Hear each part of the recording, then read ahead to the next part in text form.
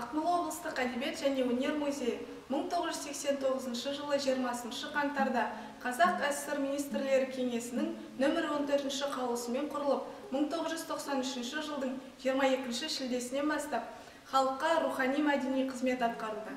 Әдебиет және өнер музейі халқымыздың әдебиеті мен өнерінің өсіп өркендеуіне өлшеусіз үлес қосқан айтулы тұлғалардың өмірі мен шығармашылығын насихаттайтын мәдени орталықтардың бірі. Әдебиет және өнер музейінің қорында 10 мыңнан астам экспонаттар бар. Соның 3,5 мыңы негізгі қордағы құнды жәдігерлер болып табылады. Келесі кезекте сіздердің назарларыңызға әдебиет және өнер музейі залындағы құнды жәдігерлерді ұсынамыз. Қазақ жеріне ислам дінінің таралуы бірнеше жүзжылдықтарға созылған ұзақ процесс болды. Ислам дінінің қазақ жеріне таралуының тағы бір кезеңі Алтын Орда кезеңі болып табылады. Өзбек ханның ислам дінін мемлекеттік дін етіп қабылдауы Алтын Орданың нығаюына ықпалын тигізді. Сол кезеңдегі сопылық ілімді дамытып, Қожа Ахмет Яссауи түркі тілінде еңбектер жазса, Махмұд Қашқари, Жүсіп Баласағұни өз еңбектерінде мейірімділікке, адалдыққа шақырды. 11 ғасырда өмір сүрген Қожа Ахмет Яссауи күллі түркі дүниесінің орта ғасырдағы рухани ұлы ұстазы. Яссауидің атын әлемге әйгілі еткен ғұламалығы оның софылығында ғана емес, соның ішінде хатқа түскен хикметтерінде де жатыр.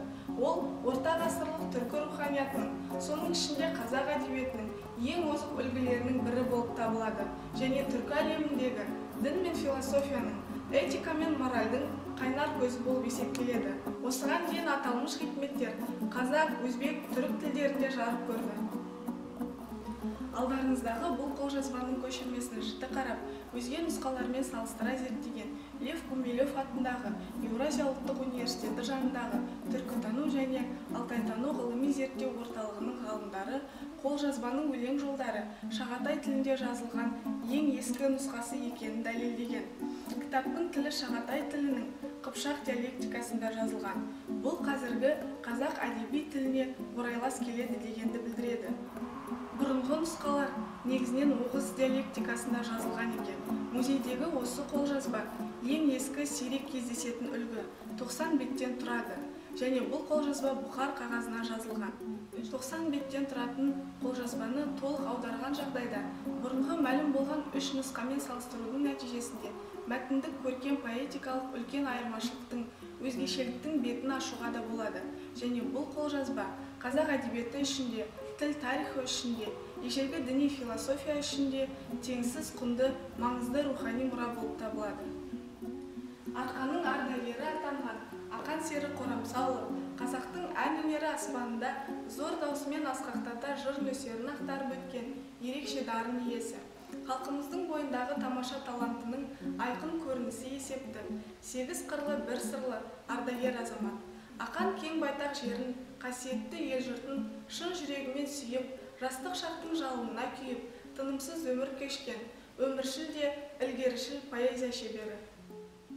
Музей қорындағы бұл тігін мәшинкесі кезінде Ақан Сері ғашық болған Ақтоқты сұлуға тиесілі. Әдебиет және өнер музейінің негізі құрыла бастаған жылдары ғылыми қызметкерлер ел арасына шығып, жинақтау жұмыстарын жүргізген болатын. Сол жылдары музей қорына қазақтың әдебиеті мен өнеріне, тарихына қатысты көптеген жәдігерлер жинақталып, сұрыпталды. Музейдің сол кездегі ғылыми қызметкері болған Кәрім Ильястегі Зеренді ауданы Қызылағаш ауылында тұратын Жалмұқанның ұрпақтарынан зингер тігін машинасын алған екен. Ұрпақтары зингер машинасын Ақтоқты әжеміздің көзі деп белгілері келмей басында біраз қиғылықта салған көрінеді. Ақыр соңында қазаққа құны ортақ жәдігерді халықтың рухани мұрасына айналдыруды көздегенге ұқсайды. Бүгінгі таңда бұл жәдігер көпшіліктің көз айнына айналып, музей төрінен орын алды. Қазақта киім және тағы басқа үй мүліктерін ілуге арналған жабдықты адалбақан деп атаған. Адалбақан көбінесе бұтағы көп балапан қайың мен шыршадан жасалады. Ал әдебиет және өнер музейі қорындағы адалбақан темірден соқтырылған. Ақан Серінің темір адалбақаны 3 бөлікке бөлініп жасалған. Оның ұзындығы 5 метр шамалас және ұшар басына шарболат орнатылған. Адалбақанның ұзын тірек бойына геометриялық ерексіздік пен дөңгелек бедер түсірілген. Сол ұзын тірекке ат басты тәріздендіріп, киім ілгіш ілгектер шендестіріліп бекітілген. Әрі ілгектерге де ат басын айқын тұратын бедерлер түсірілген. Төменгі жағы жерге қағып қоюға ыңғайландырылып жасалған, ал ең үстіңгі бөлігіне қос жұдырықтай болатын күміс шарболат бекітілген. Қазіргі таңда шарболаты жоқ. Заманында шарболаты киіз үйдің шаңырағынан шығып, күнмен шағылысып көзге түсіп тұратын болған. Темір Адалбақанды музей қорына 90-шы жылдардың басында Ақан серінің үрім бұтақтарының бірі болып табылатын Айыртау ауданы Сарыөзек ауылының тұрғыны Нұрғазина Қайша әжемізден музей қызметкерлері жинақтау жұмысы кезінде аттай қалап алған екен. Музей қызметкерлері үшін де, жалпы қазақ үшін де аса құнды болып табылатын бұл жәдігерлер саптаяқ пен құты. Алдымен бұл зат атауларының этимологиясымен таныстырғанды жөн көрдім. Қазақ қос қолдап сусын ішетін тостағанның үлкен түрін аяқ деп атаған. Бұл атау қазірде халық арасында аяқшыны деп шыныдан жасалған үлкен кесеге қарай айтылып та жүр. Ал енді осы аяқ сөзіне қолға ұстауға ыңғайлы етіп, ернеуін сәл төмен бір бүйіріне сап орнатылған болса, саптаяқ деп аталатын болған.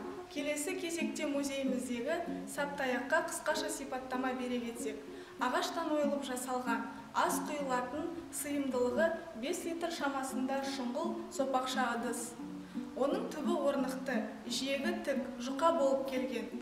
Іліп қоюға, не қанжығаға байлауға ыңғайландырылып, сабына темір шығыршық тағылған. Халқымызда құты қашты, немесе құтты орнына қонды деген сөз тіркестері бар. Бұндағы құт сөзі алғашқы тіркесте бағы тайды, ырыс ынтымағы тозды деген мағынаны білдірсе, екінші тіркесте керісінше бақытқа кенелді, ырысы артты деген мағынаны білдіреді. Біздің келесі сөз еткелі отырған жәдігеріміздің атауының шығуы осы құт сөзінен туындаған.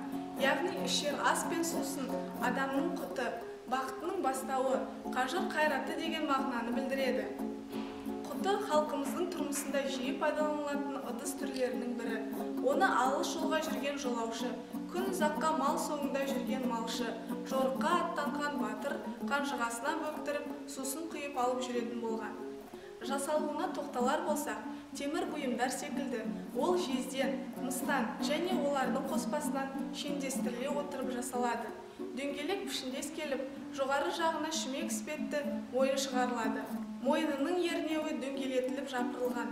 Мойын тұрған тұстан сәл төмен шығыршық тағуға арнайы темір құлақша бекітілген. Темір шынжырға іліп қоюға, не қанжығаға байлауға ыңғайландырылып, имек темір тағылған. Ал енді қос жәдігердің құндылығы неде деп ойласаңыздар, әуелі екеуі де 3 ғасырдан астам тарихы бар 18-ші ғасырдың жәдігері. Әрі саптаяқ Мағжан Жұмабаевтың Батыр Баян поэмасында ту баста Абылайды хан көтерген, қамқоры Қарауылдың шешен қанай деп келетін атақты Қанай биге тиесілі. Ал құты Үмбетей Абылайға жасыңда болған сырласың, үлкен де болса құрдасың. Батырың өлді Бөгенбай деп жүрегі қас айырылып өлімін естірткен Бөгенбай батырға тиесілі. Ақылға салып аңдаған адамға аталып өткен санаулы жәдігерлердің өзінде қазақ тарихына қатысты біраз жайттар хабар бердік. Ал мұндай құшағына тарихтың құпиясын қаусарған жәдігерлер музейде жүздеп саналады.